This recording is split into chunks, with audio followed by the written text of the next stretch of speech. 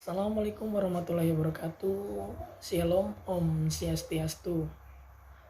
Perkenalkan, nama saya Kurniawan Santoso, Stambuk A4211818328. Program studi Pendidikan Jasmani, Kesehatan dan Rekreasi. Fakultas Keguruan dan Ilmu Pendidikan.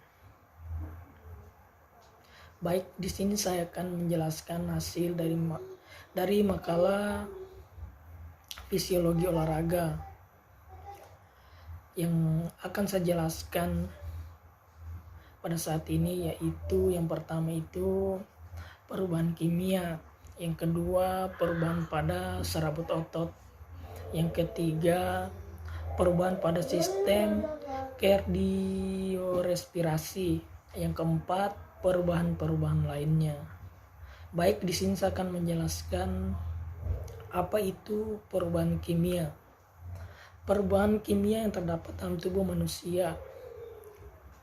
Kimia atau larutan penyangga dalam kehidupan sehari-hari. Peranan larutan penyangga dalam kehidupan sehari-hari cukup banyak, baik dalam tubuh makhluk hidup maupun aplikasinya di bidang industri. Perhatikan beberapa contoh larutan penyangga alami dan sintetis sebagai berikut. Yang pertama, larutan penyangga alami. Yang terdapat dalamnya larutan penyangga dalam darah pada orang sehat. Pada orang sehat, pH dalam tidak pernah berbeda lebih dari 0,2. Satuan dari pH normal yaitu 7,4. pH darah tidak boleh turun di bawah 7,0 ataupun naik di atas 7,8 karena akan berakibat fatal bagi tubuh. Untuk mempertahankannya, darah memiliki beberapa larutan penyangga alami, yaitu hemoglobin, H2CO3 garis miring HCO3 garis datar, dan H2PO4 garis datar garis miring HPO42. Bagian kedua, penyangga hemoglobin. Agar sel-sel dalam tubuh kita dapat berfungsi, diperlukan O2 yang diperoleh melalui pernapasan dan dibawa ke seluruh tubuh. Transportasi O2 oleh darah dalam tubuh digambarkan dengan reaksi keseimbangan. Penyangga karbohidrat H2CO3 garis miring HCO3. Penyangga ini terlihat untuk mengontrol pH darah agar perbandingan H2CO3 adalah 1,220 agar dapat mempertahankan pH darah normal yaitu 7,4. Lanjut, penyangga fosfat H2PO40 garis miring HPO42.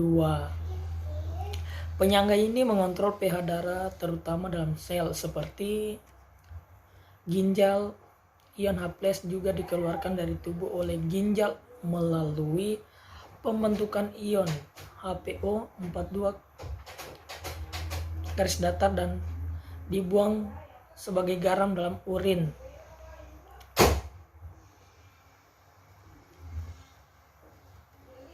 Kehidupan sehari-hari. Darah sebagai larutan penyangga adalah beberapa faktor yang terlibat dan pengendalian pH darah, di antaranya penyangga karbonat, penyangga hemoglobin, dan penyangga fosfat. Di sini ada beberapa penyangga. Yang pertama, penyangga karbonat. Penyangga karbonat berasal dari campuran asam karbonat dengan basa konjugasi bikarborat. Penyangga karbonat sangat berperan penting dalam mengontrol pH darah pelari maraton dan mengalami kondisi asidosis, yaitu penurunan pH darah yang disebabkan oleh metabolisme yang tinggi sehingga peningkatan produksi ion dikarbonat Kondisi acidosis ini dapat mengakibatkan penyakit jantung, ginjal, diabetes mellitus, penyakit gula, dan diare. Yang kedua, penyangga hemoglobin. Pada darah terdapat hemoglobin yang dapat mengikat oksigen untuk selanjutnya dibawa ke seluruh sel tubuh. Yang selanjutnya lagi, penyangga fosfat. Pada cairan intrasel, kehadiran penyangga fosfat sangat penting dalam mengatur pH darah. Air ludah sebagai larutan penyangga gigi dapat larut jika dimasukkan pada larutan asam yang kuat. Menjaga keseimbangan pH tanaman. Suatu metode penanaman dengan media selain tanah bisa dikerjakan dalam kamar baca dengan menggunakan medium air yang berisi zat hara, disebut dengan hidroponik. Setiap tanaman memiliki pH bertemu akan dapat tumbuh dengan baik. Oleh karena itu dibutuhkan lainnya penyangga agar pH darah dapat dijaga. Kita masuk di materi yang kedua, yaitu perubahan pada serabut otot. Perubahan pada serabut otot cepat dan lambat. Perubahan aerobik, perubahan kapasitas, glikolitik, hipertrofi yang selektif. Tidak ada perubahan dari serabut otot cepat menjadi serabut otot lambat dan sebaliknya. Perubahan pada sistem kardiorespirasi. Yang pertama, perubahan sistem kardiorespirasi pada waktu istirahat, berarti kita pada waktu tidur, banyak perubahan di dalamnya. Yang kedua, perubahan pada besarnya jantung. Perubahan pada besarnya jantung pada saat kita berlari, itu menentukan besar jantungnya kita untuk bertahan. Yang ketiga, membesarnya jantung dari atlet cabang olahraga endurance.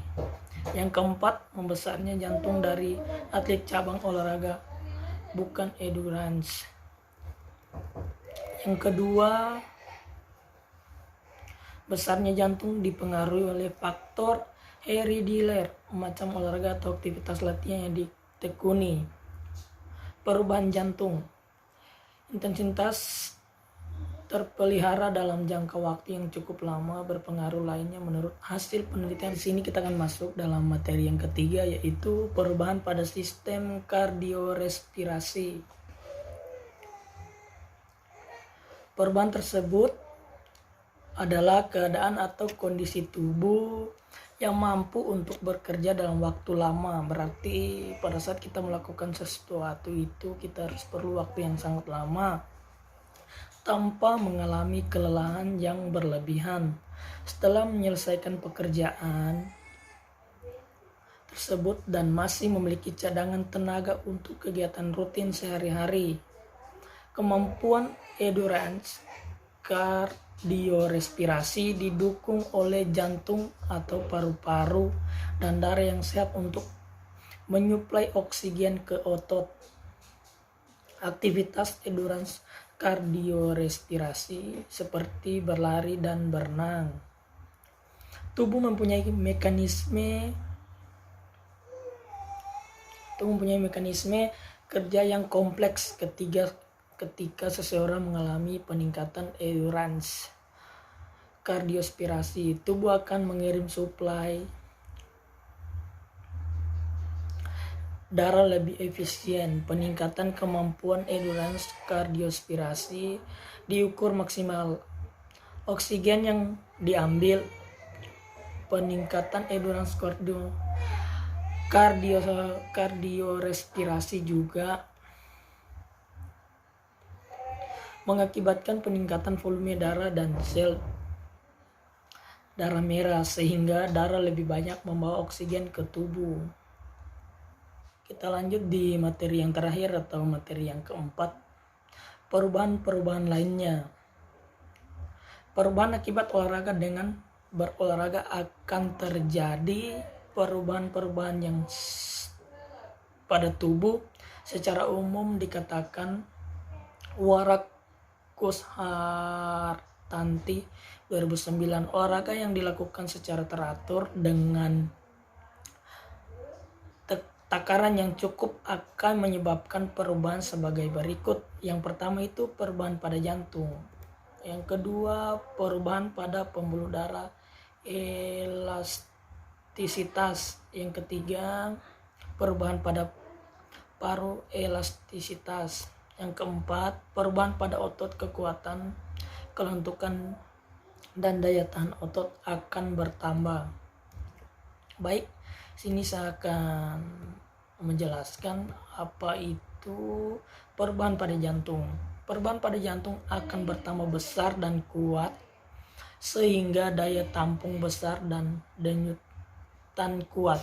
Kedua hal ini akan meningkatkan efisiensi kerja jantung. Dengan efisiensi kerja yang tinggi, jantung tak perlu berdenyut selalu sering.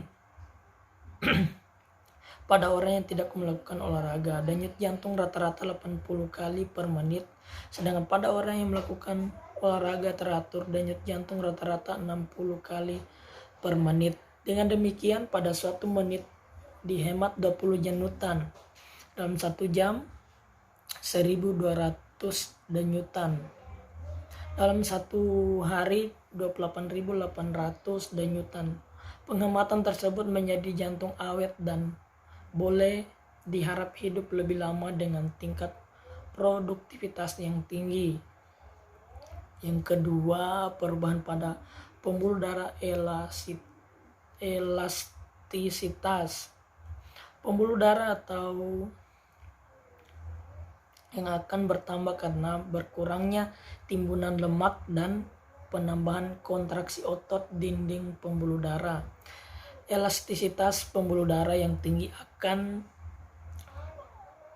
memperlancar jalannya darah dan mencegah timbulnya hipertensi. Di samping elastisitas pembuluh darah yang meningkat, pembuluh darah yang kecil, kapiler, akan bertambah padat pula. Penyakit jantung koroner dapat diatasi dan dicegah dengan mekanisme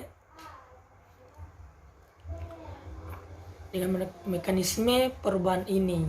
Kelancaran aliran darah juga akan mempercepat pembuangan zat-zat lelah sebagai sisa pembakaran sehingga diharapkan pemulihan kelelahan yang cepat.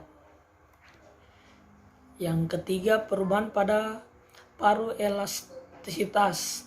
Perubahan akan ditambah sehingga kemampuan berkembang juga akan bertambah. Selain itu juga jumlah alveoli yang aktif terbuka akan bertambah dengan olahraga teratur. Kedua hal yang akan menyebabkan kapasitas, kemampuan, dan penyaluran oksigen ke darah akan bertambah. Pernafasan bertambah dengan frekuensi yang lebih kecil bersamaan dengan perubahan pada jantung dan pembuluh darah. Ketiganya bertanggung jawab untuk penundaan kelelahan. Yang keempat, perubahan pada otot, kekuatan, kelentukan, dan daya tahan otot akan bertambah. Hal ini disebabkan oleh bertambah besarnya serabut otot dan meningkatnya sistem penyediaan energi otot. Lebih dari itu, perubahan pada otot ini akan mendukung kelincahan gerak dan kecepatan reaksi, sehingga dalam banyak hal kecelakaan dapat dihindari. Baik, sekian dulu materi dari makalah saya yang saya jelaskan. Lebih dan kurangnya mohon dimaafkan. Wabillahi taufiq wal hidayah. Wassalamualaikum warahmatullahi wabarakatuh. Salam olahraga. Jaya.